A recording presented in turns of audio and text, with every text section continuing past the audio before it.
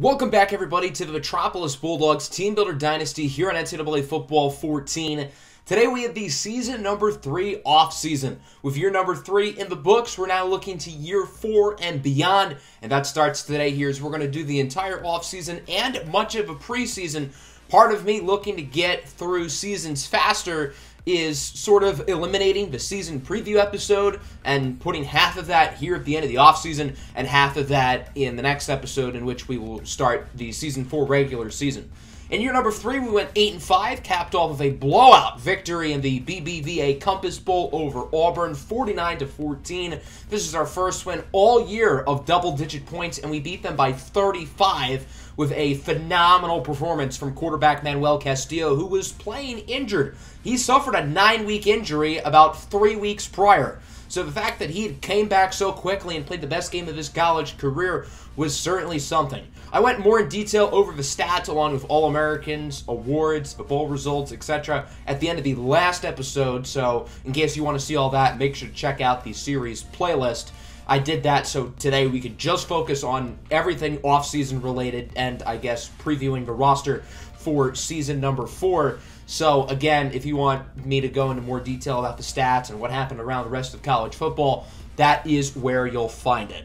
So as we enter into the offseason, the opening stage will be the coaching carousel spot, and I don't really expect any changes. Obviously, we're not going anywhere. I don't think our coordinators are really a high enough prestige to get a head coaching bid, although it is possible, but statistically our offense and our defense last year was surprisingly not all that good, even though we won 8 games.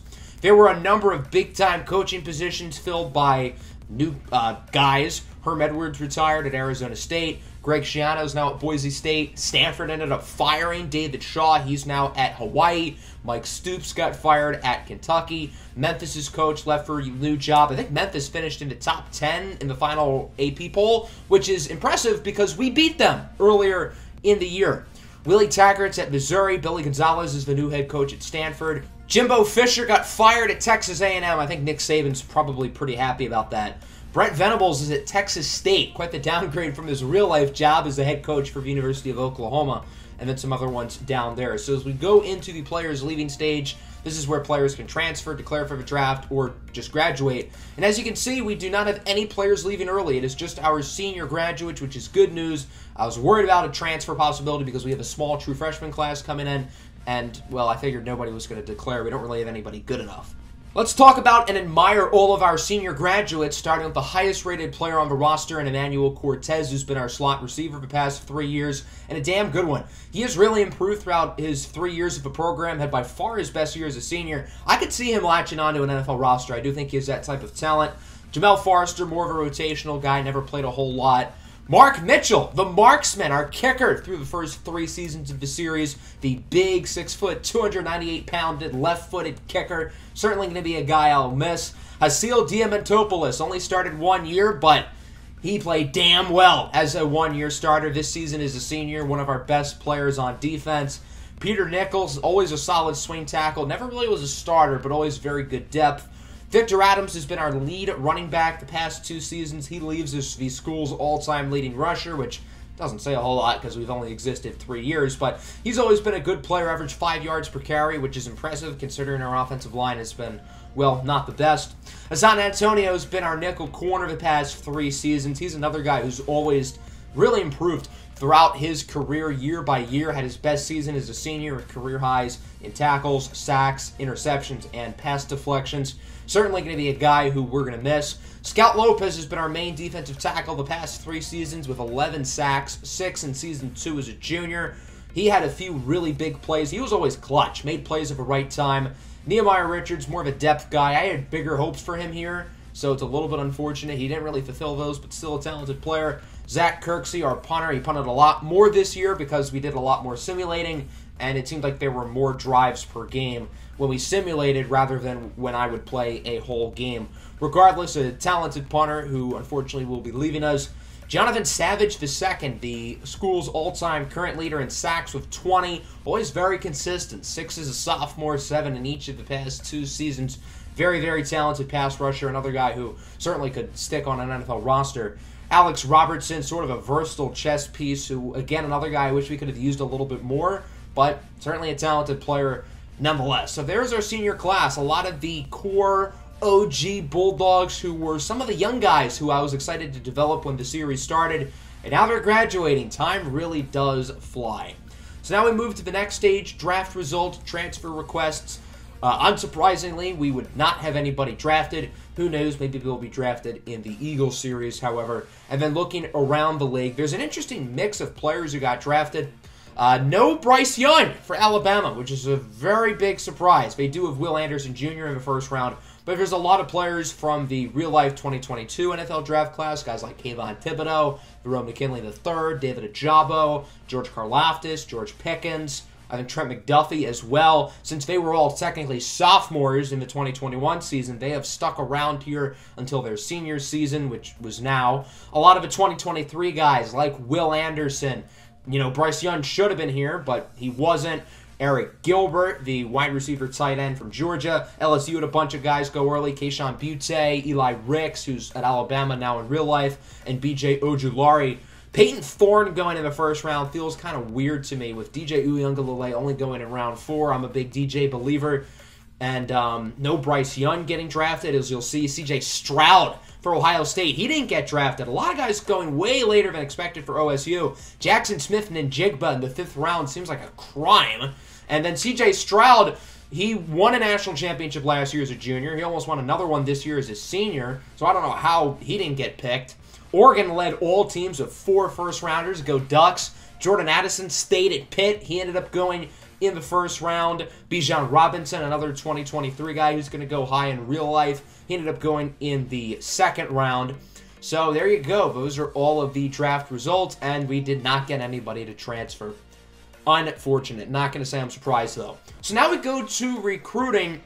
And as I had mentioned earlier, I was worried about transfers because we have a very small recruiting class currently. We only have 9 players committed on scholarship, and there are only 3 players left on our board. The first 2 seasons of the series, the recruiting restrictions that I put on our team really didn't hit us that bad, but this year it has. We do have the 60th ranked class in the country, but we don't have large quantity. I like the quality of players we're getting, but we just don't have as many as normal. 4 of the 9 players we have committed are athletes, and we only have 3 guys who are uncommitted on the board with Kyle Ward, Zion Hollis Sr., both of whom are corners, and we already have 2 corners in this class, along with Matt McCoy. So it was pretty easy here allocating my points. Ward is going to get a little bit over 4,000. Hollis is going to get the most. Even though Ward is better, we have a big lead on him, whereas with Hollis, we're trailing Pitt by a lot. And then Matt McCoy will get 3,300.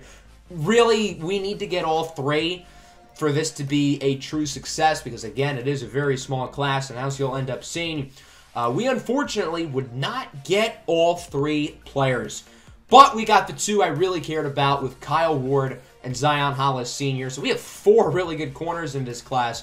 Matt McCoy ended up going to Nebraska. They weren't really that high in the running. That's sort of a surprise. So we ended up getting 10 prospects total. That means, obviously, Ward and Hollis, along with 8 walk-ons. So fingers crossed, maybe 1 or 2 of those walk-ons can be really good, latch onto the roster, and who knows. So we lost out on McCoy by a lot. I think Miami was the team ahead of us, and Nebraska just put their whole pot into him. As for Kyle Ward, we won him by a lot. And then for Zion Hollis, we won him by a fairly healthy margin as well. So we could have always put those points in McCoy, but hindsight's 2020. I think we were pretty smart about how we allocated our points, and we got lucky enough getting the 2 best players left. So we have 4 true freshman corners, and we also have 4 true freshman athletes, along with a JUCO receiver, a linebacker, and a defensive tackle to go along with our 8 walk-ons as we jump up to the 41st ranked class in the country. 2 4-stars, Ellis Hill and Mike Davis. A bunch of 3-stars, including some walk-ons. Jenkins, Todd, Jones, Dodd. Todd and Dodd. I hope they're buddies. And then these 2 stars are all walk-ons. Silva, Smith, Leonard, and Jefferson. We don't have a punter on the roster, so Jefferson could be a big get, and maybe he'll be our punter next season. So now that we've gone through signing day, we're going to go through the more fun and relaxed parts of the offseason. We don't have to worry about players not coming here or players leaving. Now that we know the roster, we're going to do our position changes, and I've got a lot that I want to do. Starting with our 4 freshman athletes, Mike Davis, who I think is the most talented player we got this year in recruiting. He's going to play wide receiver. Ellis Hill is going to be a quarterback. The hope for him is that he can be the heir apparent once Manuel Castillo graduates. Chris Swanson will play safety, and Stephen Brown will play running back. So that's how we're going to move around our 4 athletes, and then we ended up moving a bunch of other guys. Tico Chukwumereji's been our fullback the past few years. I figured why not just move him to fullback. Lucas Langley's going to slide from outside linebacker to middle linebacker, just so I have enough roster spots so I can cut our walk-ons. This I found interesting. Chandler Bednarik is a 74 at defensive end, so I think he'll have more of a chance to play there than linebacker. Lionel Brothers is going to switch from right outside to left outside linebacker. And then as we get to quarterback, this is where it kind of gets interesting because we've got some guys here whose positions I plan on moving. Jonathan Roberts is going to play wide receiver, and we're going to redshirt him this year. The quarterback battle is officially over. Manuel Castillo is the guy. He's proven it. But Jonathan Roberts is athletic enough to play other positions. He was an athlete in high school. He's 6'4". I think he is the frame for a wide receiver. And Victor Johans is going to play punter. I know he's a 44 overall, but I'm actually going to edit his ratings for him to be good at kicking. And you can say that's technically cheating, but for storyline purposes, we'll say Victor Johans has been kicking footballs for the last 2 years. So he's going to be the punter this year. And then that Jefferson guy, our walk-on, he's going to play punter after next season because Victor Johans is a senior.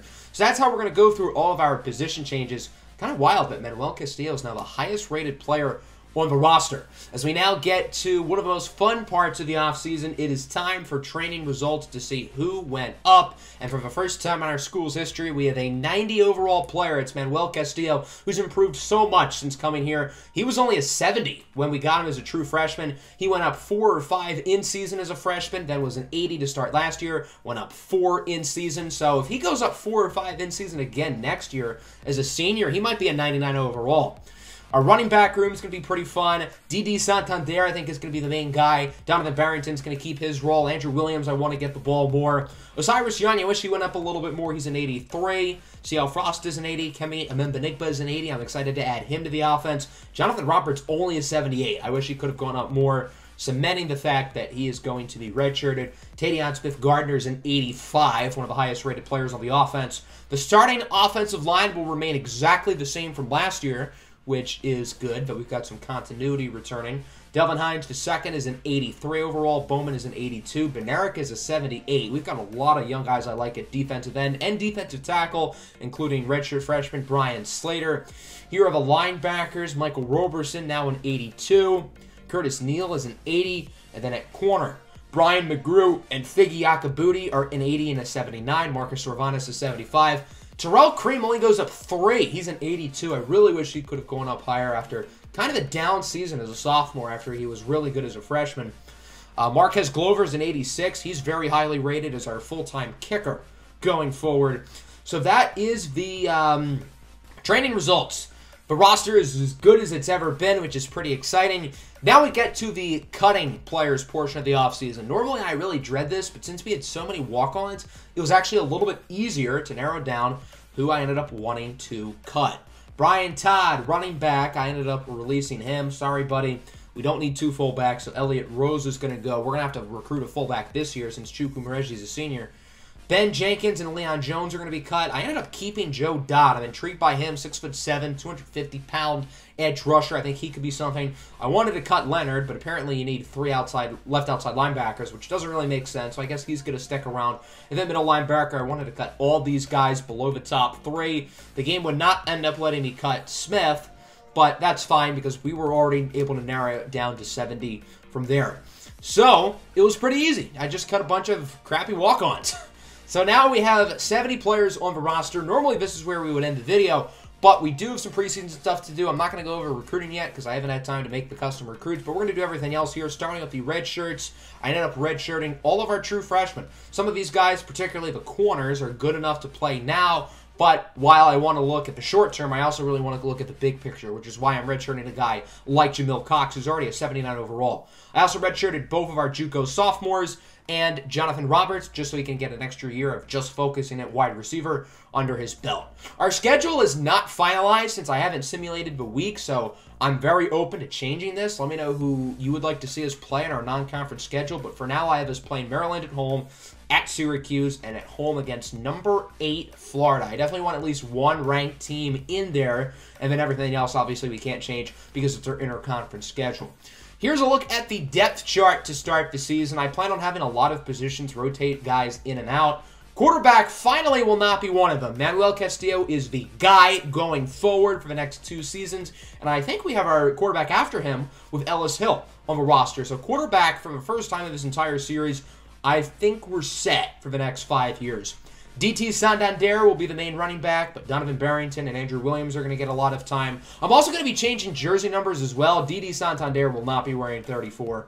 That's just not a great number for a running back, so he's probably going to get something cooler, maybe a single-digit number. Tico Chukwumereji will be the fullback. The wide receivers, the main 3 will be Osiris Young, CL Frost, and Kemi Amembanigba in the slot. I'm excited to see guys like Rashawn Obando, Trey Nixon, and even Georgie Bucciarelli. I'm very intrigued to see what he can do. He's going to be the starting tight end next year, most likely. But for now, he's tight end 2 behind Tavion Smith-Gardner. I also want to see Aaron Garrett, too. I really liked what Garrett provided us last year as a number 2 tight end. And I do want him on the field, but I also really want Georgie Bucciarelli on the field because I really like his skill set. The offensive line, the starters at least, will remain the exact same. We had a big freshman class in year 2 of offensive linemen, so they're now redshirt freshmen backups. Delvin Hines II and Kevin Bowman will be our starting defensive ends, with Cedric McNeil and Chandler Bednarik both getting rotational snaps in as well. I also plan on getting Napoleon Abubakar some rotation snaps as well. Brian Slater will be the main defensive tackle, but you'll see Greg Hutchins on passing downs, hopefully, and Percy Morales on rushing downs. The starting linebackers will be Lionel Brothers, Michael Roberson, and Curtis Neal. Expect to see plenty of Emmanuel Dukes as well. And again, I want to play Napoleon Abubakar at defensive end or linebacker. But outside corners, just like last year, will be Figgy Akabuti and Brian McGrew. Even though we had a bunch of really highly rated freshmen, I'm going to have Marcus Sorvantes play the nickel. I really liked what he provided us last year in dime packages, so now he's going to be on the field more. Terrell Cream will play 3 safety, although I'm kind of considering moving him back to corner because I thought he was way better there. Lewis Reed, he went up a lot. I didn't really talk about him earlier. He's back at strong safety. Marquez Glover's going to be the kicker. Victor Johans, again, I'm going to up some of his ratings. I'm not going to make him too good, probably like a 75 to 80 overall. I think that's fair because, again, for storyline purposes, we'll say he's been kicking for 2 years. It does make sense. What else has he been doing? Lying around in his dorm, smoking cigars all day? So that's going to wrap up the video. Let me know what you thought about our offseason down below in the comment section. Well, who would you like to see get playing time and get rotational snaps here and there? Who would you like to see us play against with our non-conference schedule? Next episode, we're going to briefly touch on that stuff. We're going to briefly touch on recruiting, and then we're going to get our first 4 games of the season in, which should be a lot of fun.